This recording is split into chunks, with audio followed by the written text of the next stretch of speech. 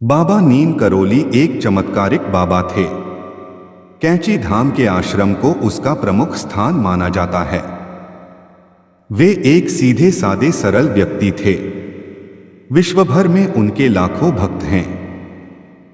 उनके भक्त उन्हें हनुमान जी का अवतार मानते हैं।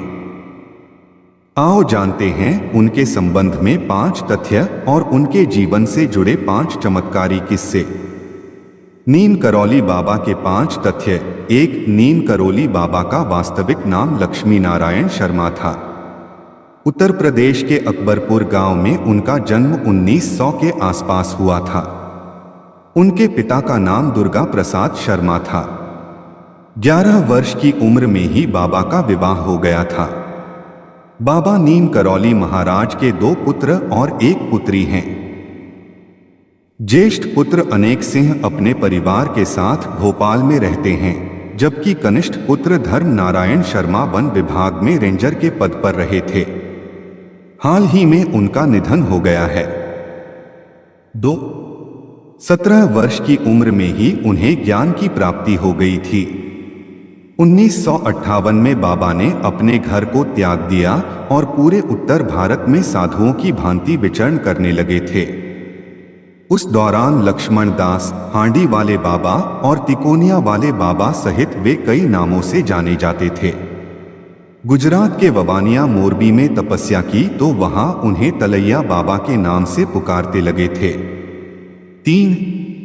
उत्तराखंड के नैनीताल के पास कैंची धाम में बाबा नीम करौली 1961 में पहली बार यहां आए और उन्होंने अपने पुराने मित्र पूर्णानंद जी के साथ मिलकर यहां आश्रम बनाने का विचार किया था। बाबा नीम करौली ने इस आश्रम की स्थापना 1964 में की थी। आश्रम पहाड़ी इलाके में देवदार के पेड़ों के बीच स्थित है। नीम करौली बाबा का समाधि स्थल नैनीताल के पास पंतनगर में है। यह एक ऐसी जगह है जहां कोई भी मुराद लेकर जाए तो वह खाली हाथ नहीं लौटता। यहां बाबा का समाधि स्थल भी है। यहां बाबा नीम करौली की भी एक भव्य मूर्ति स्थापित की गई है। यहां हनुमान जी की मूर्ति भी है। 4. नीम करौली बाबा के भक्तों में एप्पल के मालिक स्टीव जॉब्स, फेसबुक के मालिक मार्क जुकरबर्ग और हॉलीवुड एक्ट्रेस जूलिया रॉबर्ट्स का नाम लिया जाता है। कहा जाता है कि इस धाम की यात्रा करके उनका जीवन बदल गया। बताया जाता है कि बाबा के आश्रम में सबसे ज्यादा अमेरिकी ही आते हैं। नीम करौली बाबा की मृत्यु के पश्चात 1974 में स्टीव जॉब्स भी आत्मज्ञान के लिए उनके आश्रम में आए थे और इसके पश्चात ही उन्होंने आज के दौर की मशहूर कंपनी एप्पल की स्थापना की थी। मार्क जुकरबर्ग जब उनके आश्रम में आए थे तब फेसबुक का प्रारंभिक दौर चल रहा था और यहाँ पर उनके मन में कुछ नए विचार उपजे जिससे फेसबुक आज की अपनी स्थिति प्राप्त कर पाया है। 5. 15 जून को देवभूमि कैंची धाम में मेले का आयोजन होता है और यहाँ पर देश विदेश से बाबा नीम करौली के भक्त आते हैं। इस धाम में बाबा नीम करौली को भगवान हनुमान का अवतार माना जाता है। देश विदेश से हजारों भक्त यहाँ हनुमान जी का आशीर्वाद लेने आते हैं। बाबा के भक्तों ने इस स्थान पर हनुमान का भव्य मंदिर बनवाया।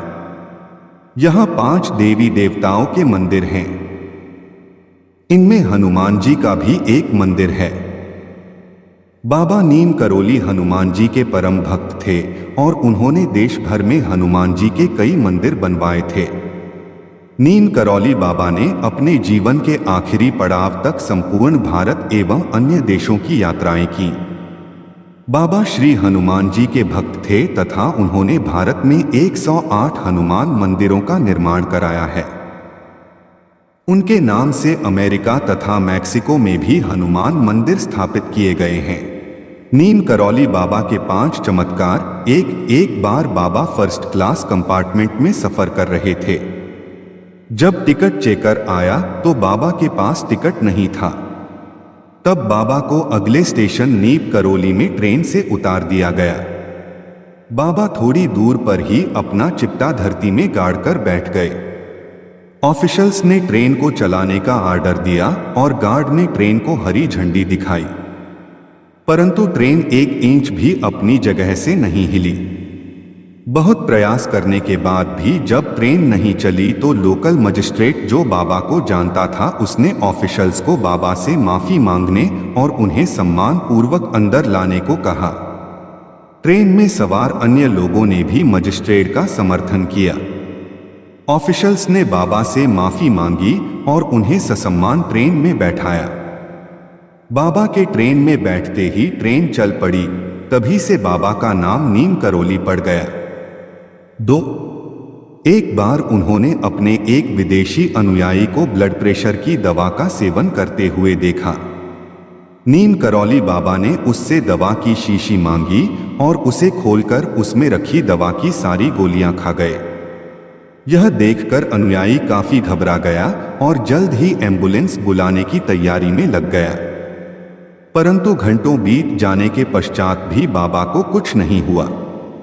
वे पहले की तरह ही मुस्कुरा रहे थे और शांत थे। 3 एक बार एक विदेशी अनुयायी अपने पति को लेकर नीम करौली बाबा के पास पहुंची थी।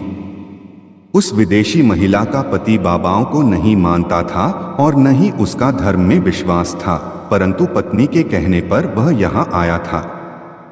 वह व्यक्ति आश्रम और नीम करौली बाबा को देखकर सोचने लगा कि इन साधारण से व्यक्ति के पीछे मेरी पत्नी पागल है। फिर वह वहां से उठकर चला गया। रात में वह नदी के किनारे खड़ा अपने पत्नी के और भविष्य के बारे में सोचने लगा। दूसरे दिन सुबह वह पुनः अपने देश जाने से पूर्व औपचारिकतावश पत्नी के कहने पर नीम करौली बाबा के दर्शन करने गया। वहां बाबा ने उसे बुलाकर पूछा कि तुम यहां आकर क्या सोच रहे थे और तुम नदी के किनारे खड़े हुआ क्या सोच रहे थे? क्या तुम यह सब जानता चाहते हो? तब बाबा ने वह सब बता दिया जो वह सोच रहा था। यह सुनकर उसे बाबा पर विश्वास हो गया। 4 रिचर्ड एल्पर्ट रामदास ने 1979 में नीम करौली बाबा के चमत्कारों पर मिरेकल ऑफ लव नामक एक किताब लिखी। इसी में बुलेट प्रूफ कंबल नाम से एक घटना का जिक्र है। बाबा हमेशा कंबल ही ओढ़ा करते थे। आज भी लोग जब उनके मंदिर जाते हैं तो उन्हें कंबल भेंट करते हैं। इसी कंबल की एक कहानी है। बाबा के कई भक्त थे। उनमें से ही एक बुजुर्ग दंपत्ति थे जो फतेहगढ़ में रहते थे। यह घटना 1943 की है। एक दिन अचानक बाबा उनके घर पहुंच गए और कहने लगे वे रात में यहीं रुकेंगे। दोनों दंपत्ति को अपार खुशी तो हुई, लेकिन उन्हें इस बात का दुख भी था कि घर में महाराज की सेवा करने के लिए कुछ भी नहीं था।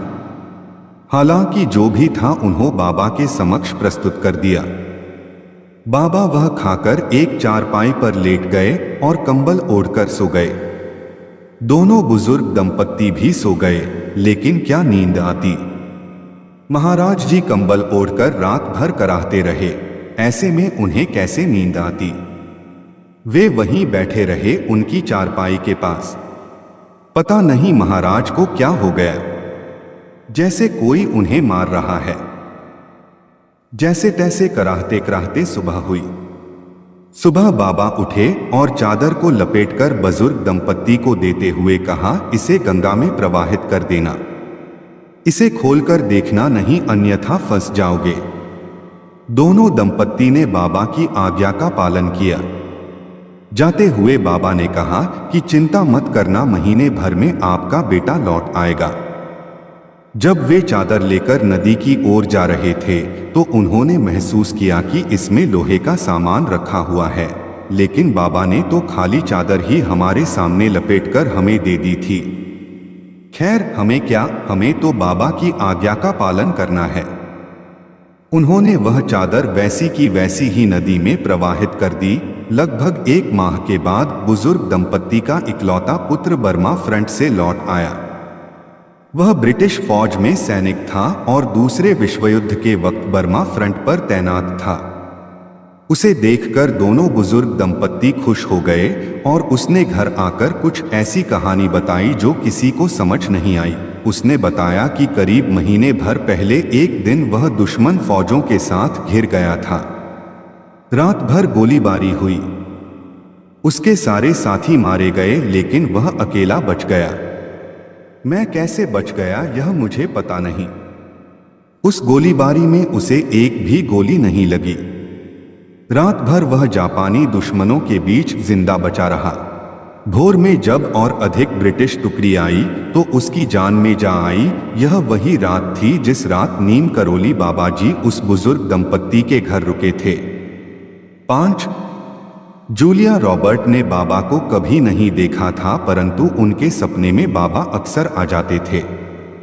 एक दिन उन्होंने उनका चित्र कहीं पर देखा और वे तभी से उनकी भक्त बन गई थी। जूलिया रॉबर्ट ने उनके चित्र देखकर और अमेरिका में निवास कर रहे उनके अनुयायियों से उनके किस्से सुनकर हिंदू धर्म को अंगीकार कर लिया।